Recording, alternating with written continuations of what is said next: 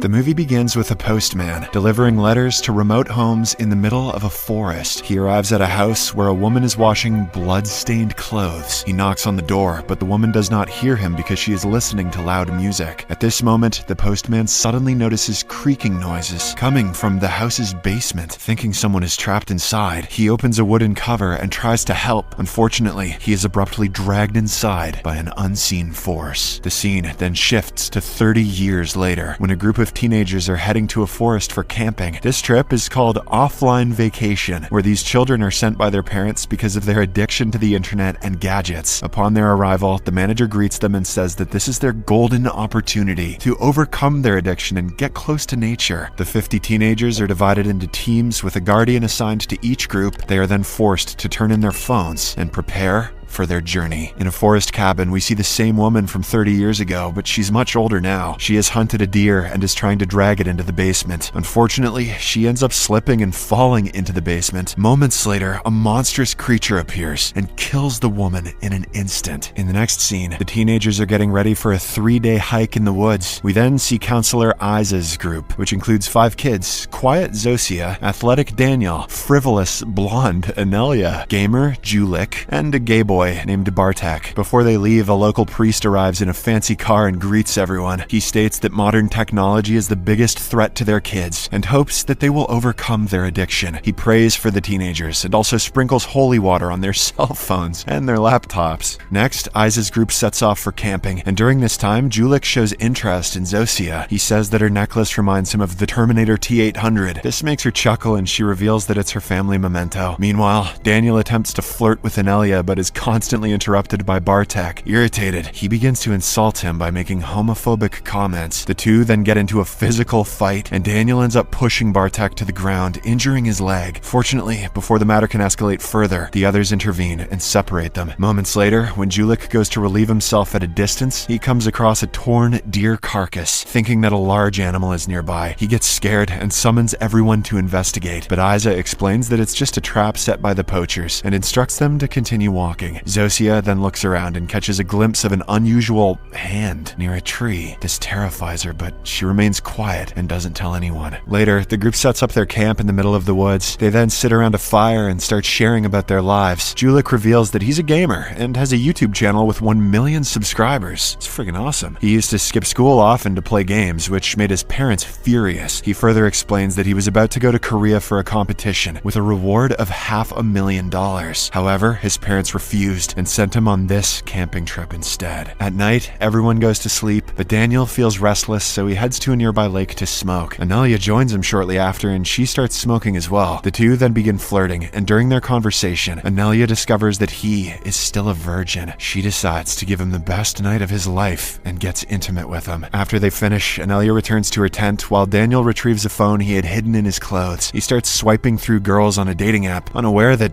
someone is lurking behind him. Seconds later, a huge man with boils all over his body appears and attacks Daniel. He eventually kills the teenager by repeatedly slamming his body against a tree. In the following scene, we see Zosia on a road trip with her family, looking very happy. She is playing with her sister in the backseat while her father takes a selfie with her mother. Because of this distraction, their car is involved in a fatal accident. Just then, Zosia awakens from a nightmare, and it appears that her entire family died in that accident. Afterward, the group prepares for another day of hiking, but they cannot find Daniel. Everyone becomes concerned, and Anelia mentions that she saw him at the lake last night. She explains that they talked for a while before she went back to her tent. When they get to the lake, they fail to find him, but instead see bloodstains on the tree. The teenagers begin to panic, but Isa reassures them that it's not blood, but rather tree sap. After this, she declares that they must split up and search for Daniel. Julik is terrified and mentions how, in horror films, everyone dies when the group disperses. He suggests that they stay together, but everyone ignores his advice. Isa, Zosia, and Julik then leave to look for Daniel, while the other two remain behind in case he returns. Shortly after, the trio arrives at the house seen at the start of the film. They decide to enter to seek help, but find no one there. They then start snooping around and eventually venture into the basement, where they are horrified to discover several corpses, including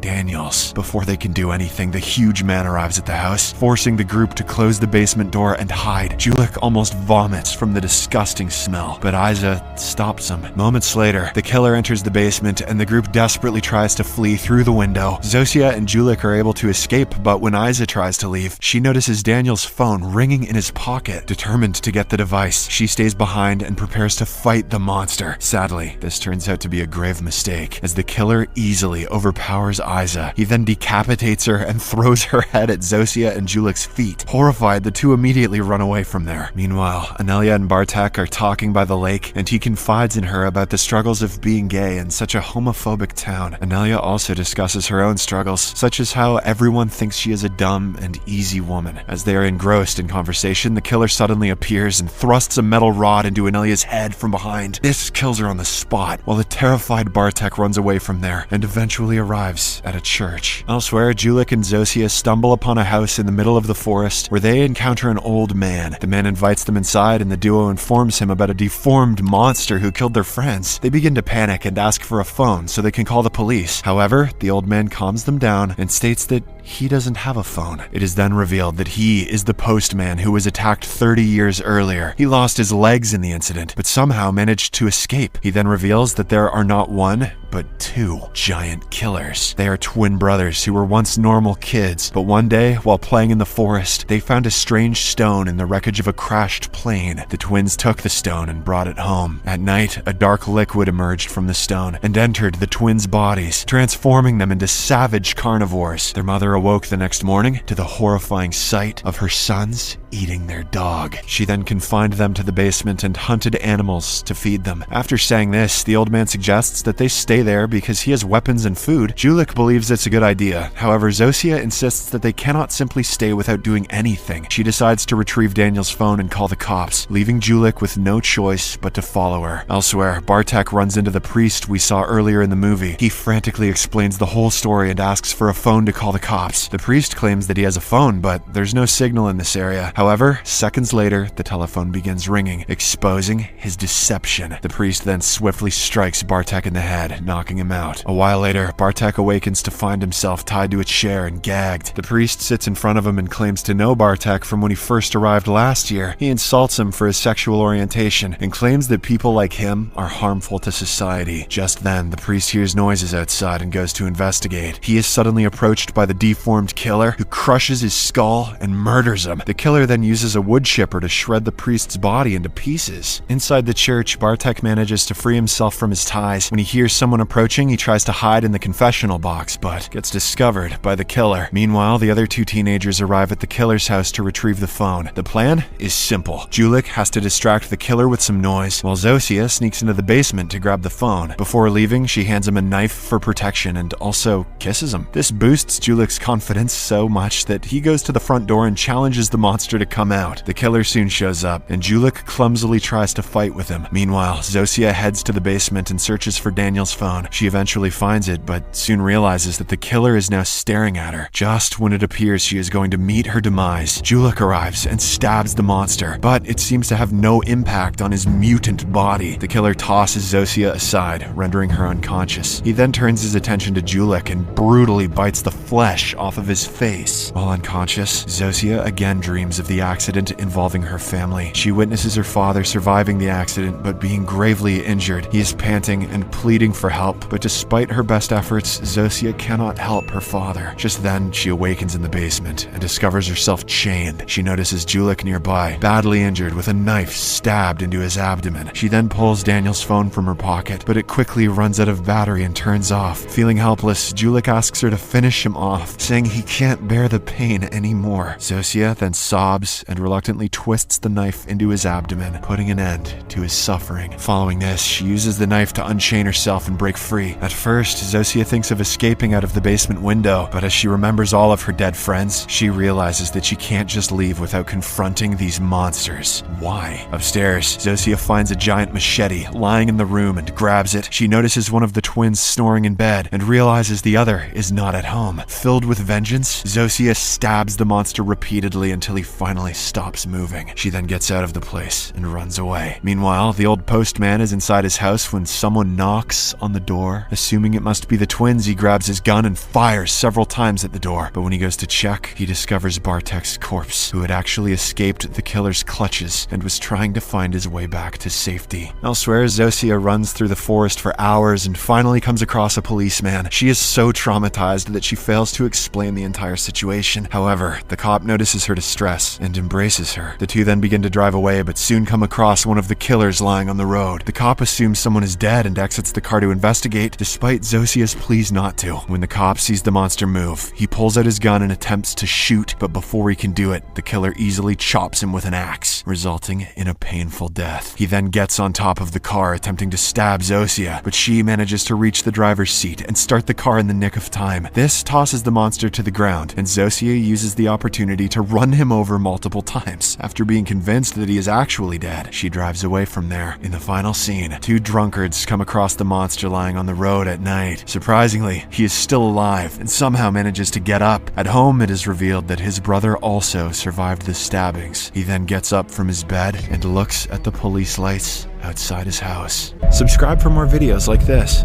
turn on notifications, and leave a like to help the channel out. Thank you for watching.